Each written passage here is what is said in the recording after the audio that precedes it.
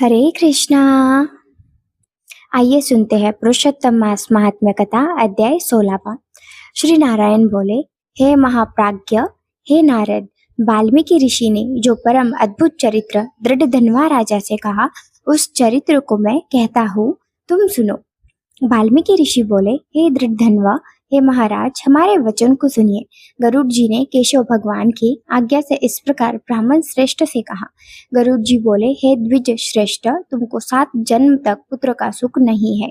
यह जो वचन हरि भगवान ने कहा सो इस समय तुमको वैसा ही है। फिर भी कृपा से स्वामी की आज्ञा पाकर मैं तुमको पुत्र दूंगा। हे तपोधन, हमारे अंश से तुमको पुत्र होगा, जिस पुत्र से गौतमी के साथ तुम मनोरथ को प्राप्त करोगे, किंतु उस पुत्र से होने वाला दुख तुम दोनों को अवश्य होगा।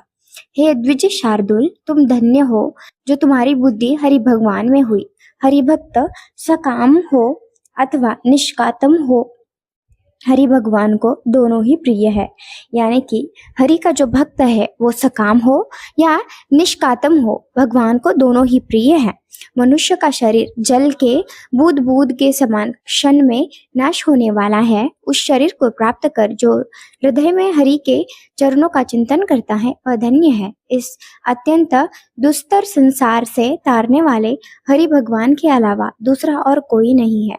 यह हरि भगवान की ही कृपा से मैंने तुमको पुत्र दिया है। मन में श्री हरि को धारण कर सुखपूर्वक विचारो और उदासीन भाव से संसार के सुखों को भोगो। वाल्मीकि ऋषि बोले, गौतमी और सुदेव दोनों स्त्री पुरुष के देखते देखते उत्तम वर को देखकर उसी समय गरुड़ पर सवार होकर भगवान हरि शीघ्र ही वैकुंठ को चले गए।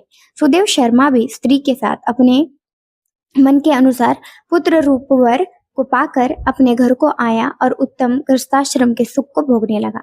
कुछ समय बीतने के बाद गौतमी को गर्भ रहा और 10वां महीना प्राप्त होने पर गर्भ पूर्ण हुआ।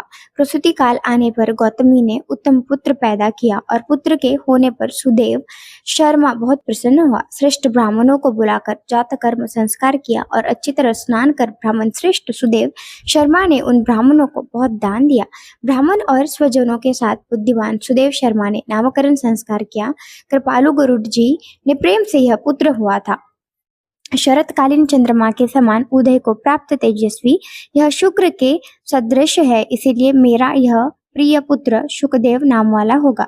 माता के मन को आनंद देने वाला यह पुत्र पिता के मनोरथों के साथ साथ शुक्ल पक्ष के चंद्रमा के समान बढ़ने लगा। पिता ने हर्ष के साथ उपनयन संस्कार कर गायत्री मंत्र का उपदेश दिया। बाद वह बालक वेदारंभ संस्कार को प्राप्त कर ब्रह्मचर्य व्रत में स्थित हुआ। उस ब्रह्मचर्य के तेज से युक्त बालक साक्षात दूसरे सूर्य के समान शोभित हुआ। बुद्धि सागर उस बालक ने वेद का अध्ययन प्रारंभ किया। उस गुरुवत्सल बालक ने सद्बुद्धि से अपने गुरु को प्रसन्न किया और गुरु के एक बार कहने मात्र से समस्त विद्या को प्राप्त किया। वाल्मीकि ऋषि बोले, एक समय कोटि सूर्य के समान प्रभाव वाले देवल ऋषि आए। उनको देखकर हर्ष से सुदेव शर्मा ने दंडवत प्रणाम किया।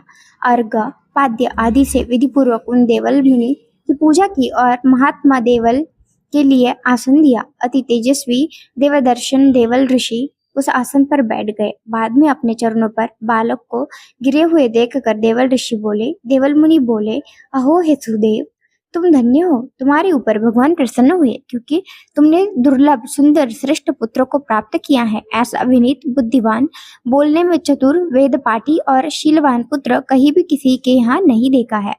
हे पुत्र, यहाँ आओ, तुम्हारे हाथ में यह कौतुक क्या देखता हूँ।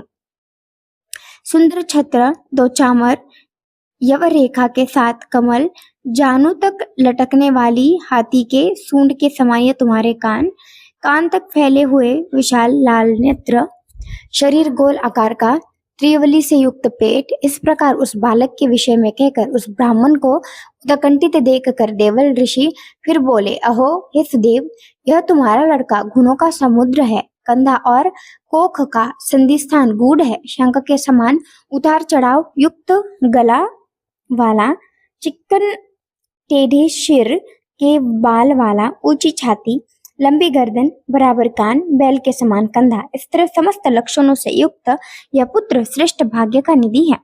एक ही बहुत बड़ा दोष है जिससे सब व्यर्थ हो गया। इस प्रकार कहकर फिर कांपते हुए दीर्घ श्वास लेकर देवल मुनि बोले, प्रथम आयु की परीक्षा करना, बाद लक्षणों को कहना चाहिए।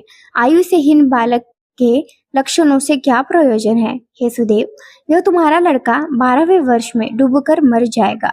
इससे तुम मन में ही शोक नहीं करना, अवश्य होने वाला निसंदेह होकर ही रहता है। मरणासन्न को औषध देने के समान उसकी कोई प्रतिक्रिया नहीं है। वाल्मीकि मुनि बोले। देवल मुनि इस प्रकार कहकर ब्रह्मलोक को चले गए और गौतमी के साथ सुदेव ब्राह्मण पृथ्वी पर गिर गया। पृथ्वी पर पड़ा हुआ देवल ऋषि के कहे हुए वचनों को स्मरण कर चिरकाल तक विलाप करने लगा। बाद उसकी स्त्री गौतमी धैर्य धारण करती हुई पुत्र का अपनी गोद में लेकर प्रथम प्रेम से पुत्र का मुख चुंबन कर बाद में पति से बोली। गौतमी बोली, हे द्विजराज, होने वाली वस्तु में भय नहीं करना चाहिए। जो नहीं होने वाला है वह कभी नहीं होगा और जो होने वाला है वह होकर रहेगा। क्या राजा नल, रामचंद्र और युधिष्ठिर दुख को प्राप्त नहीं हुए? वाल्मीकि ऋषि बोले। इस प्रकार सुदेव शर्मा ने अपनी स्त्री गौतमी के वचन को सुनकर स्वस्थ हो हृदय में हरि भगवान के चरणों का ध्यान कर पुत्र से होने वाले शोक को जल्दी से त्याग दिया। इति ब्रह्म नारदीय पुराणे पुरुषोत्तम मास महात्म्य षोडशोऽध्याय समाप्त। हरे कृष्णा।